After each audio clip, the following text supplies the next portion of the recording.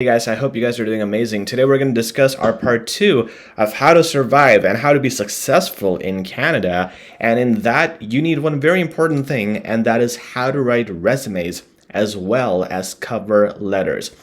These tools are the single most important tools to get your employer's attention, to let them give you a few more seconds, because realistically, employers take only 5 seconds to review resumes nowadays. That is absolutely true. I learned this in my business communication course, and now that I'm an employer, trust me, I probably take even lesser than 5 seconds per resume. So our job is a bunch of things. We want to make resumes stand out with detailed information up front, that in 5 seconds they get the best information, and then when they start to read it further, we have information that is unique, to the point, and to the employer's interests. Without further ado, let's get into it. One thing you will see here is the resume here, and if I go down here, it is the cover letter. We'll go over both. They are in the PDF format. So it's important to have your resumes and cover letters in PDF. No more Word documents. That is an outdated format. So please make it PDF. The other thing is the career objectives and goals. Those are out now. They are the old format, and now we're going to work on the new ones. I was in career counseling for 2 years. I helped people make resumes, cover letters, and I trained them on job interviews, and my candidates were very successful. Hence, what I'm going to teach you here today is definitely going to be a game changer in your job search, and it should land you a job much faster than what you're trying right now. So let's get started. First of all, you want to see the top. There is the name, the address, and the phone number, plus the email address. You can see that is the header, which is for all pages, and cover letter will be separate. I'm just putting this in the same file just for this video, but it will be separate, okay, for your actual thing. Now, you can also see the alignment or the style. If you notice, everything here is on the left, it's aligned, everything here is aligned. Then you have you can see with work experience, you have cash supervisor, you have the job detail, the location, the date. Same thing here, and you can see they're all aligned as well. Everything here is aligned as well. So the spacing is important to note. First, it shows that you're organized, and secondly, it makes it easier to read, and it's mistake proof that way. Now, the most important thing, guys, for resume writing is this thing right here, executive summary. If you're not doing it, trust me, you got to do it right away, because this is the only thing they're going to look at. I said that they look at the resume for 5 seconds.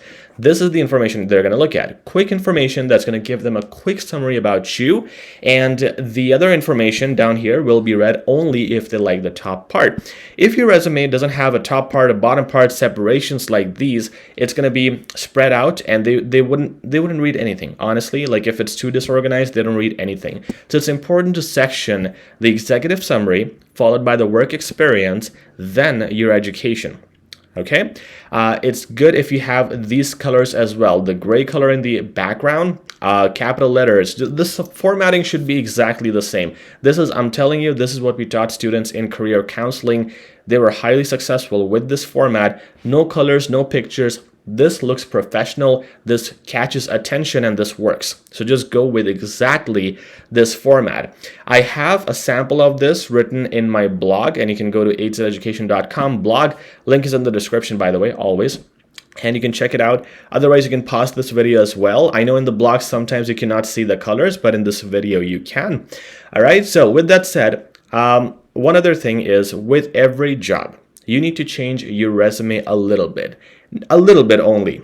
Okay, so here in this job that I'm applying for, the work experience is more important than my education. Okay, this is just a cashier job or a job on the floor dealing with people. Education doesn't play a big role here, so my experience goes before the education. I'm going to adjust my pointers a little bit just to make it relevant to that job.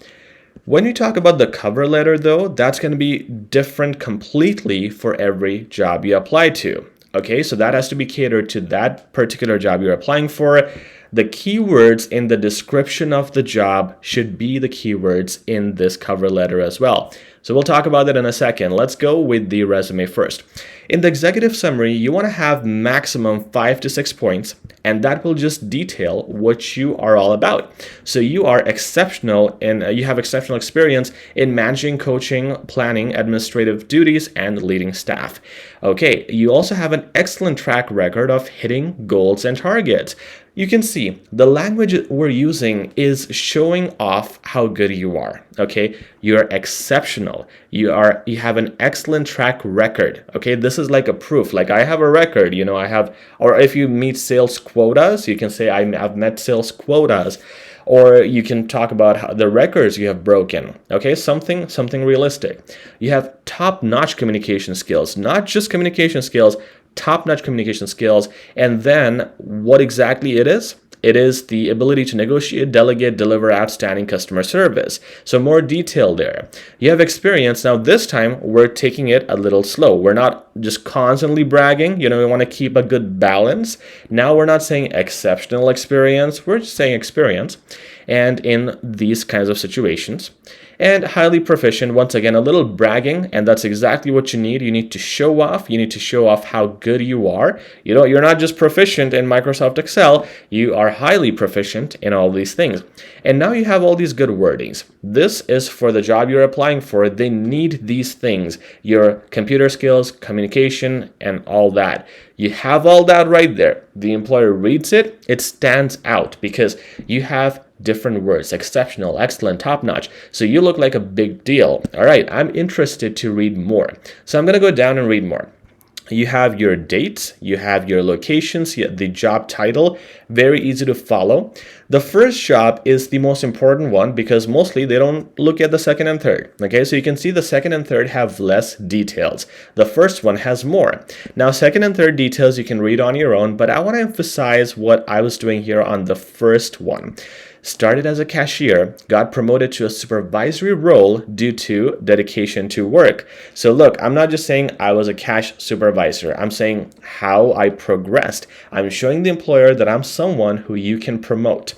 Ability to work longer, and finally showing a mature work ethic with perfection in job duties. Which employer wouldn't like perfection? Okay, now these are my qualities: coaching, delegating, and all those. All right, perfect.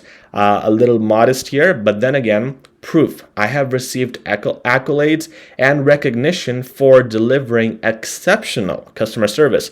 So again, showing that I just didn't deliver customer service, I did exceptional customer service. I received accolades. These could be Employee of the Month, Employee of the Year, and you can also write those down as well.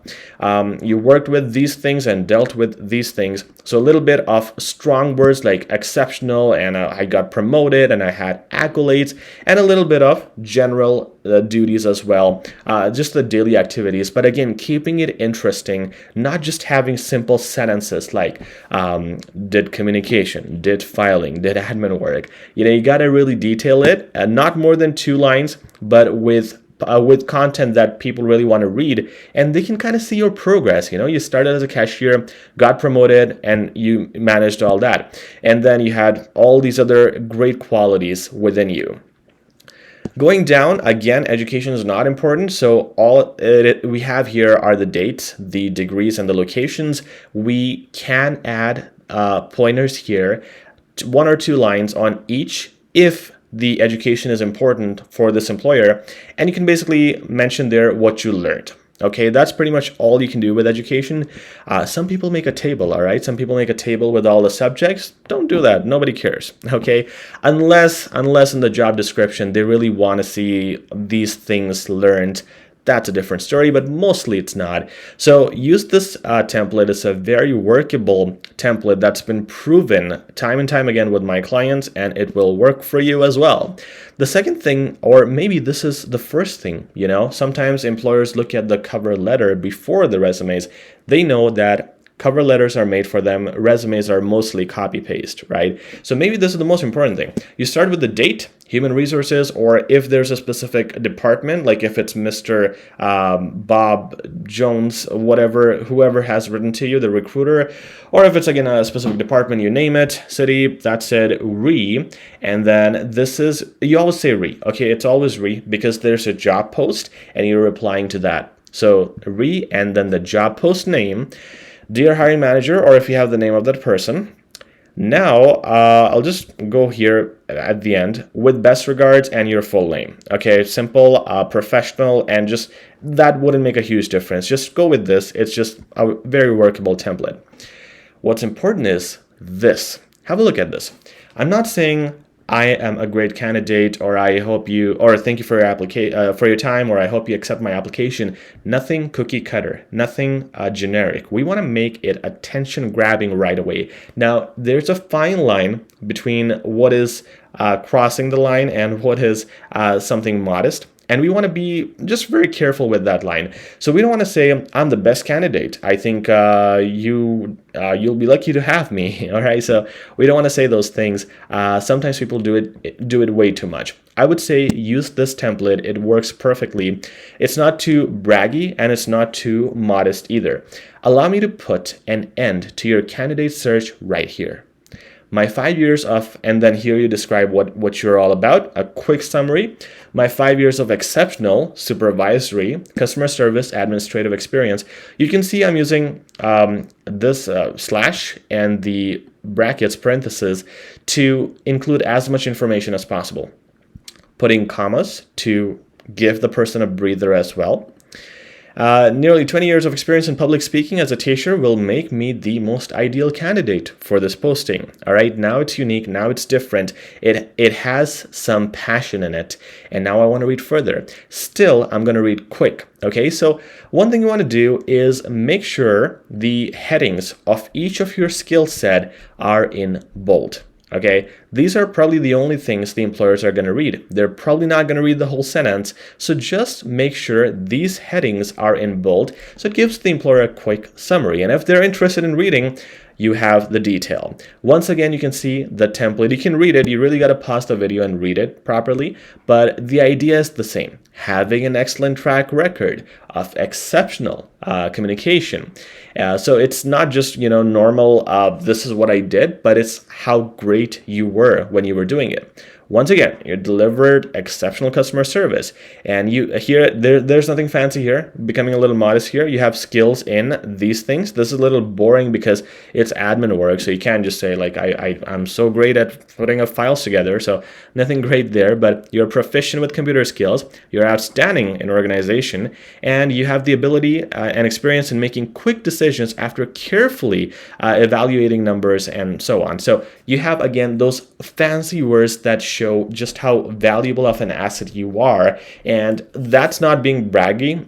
If you say like I'm the best and nobody can beat me, that's braggy, sorry. But if you're just saying I'm exceptional, outstanding, I've done details with these, and if you use words like I have a track record of something, I have received awards or accolades, and I have wonderful references, that shows real proof. So try to include as much of that as possible.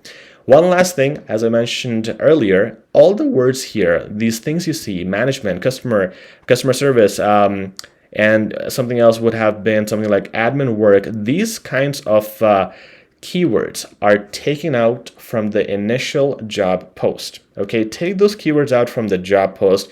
They would say, we're looking for someone with management experience, with office skills. So you take all of that, put it here. Don't just literally take everything because they will know you're faking it, but take at least 70% of the good keywords, and that when they see this here, they'll be like, this is what we needed, so let's talk to this guy more. At the end, you want to have a meeting. You don't want to say thank you for your time. We do, of course, say thank you for your consideration politely, but we don't do that without asking for the meeting. Okay, with these key qualities, I'm sure you will not need to look further. I'm very excited to meet with you and show you how I can be a great asset for your company. Okay, so It's a little aggressive if you say, let's set a time and place. That's again going in the braggy kind of environment. But if you just say you want to meet, it shows that you're not afraid to think of yourself highly, and you think that you'll actually get a meeting after this cover letter. So guys, that's it. Follow this format. Once again, it's on the blog as well. You can pause the video as well multiple times to copy it. I'm telling you, it's something that will give you guaranteed success, and you can come back here and let me know how your success was. Did you find jobs? Did you lose jobs? Does this suck? I doubt it does. 2 years, it has been the most useful thing for our candidates, and it will be for you as well. If you like this video, please like, share, and subscribe, and I'll talk to you very soon. Take care.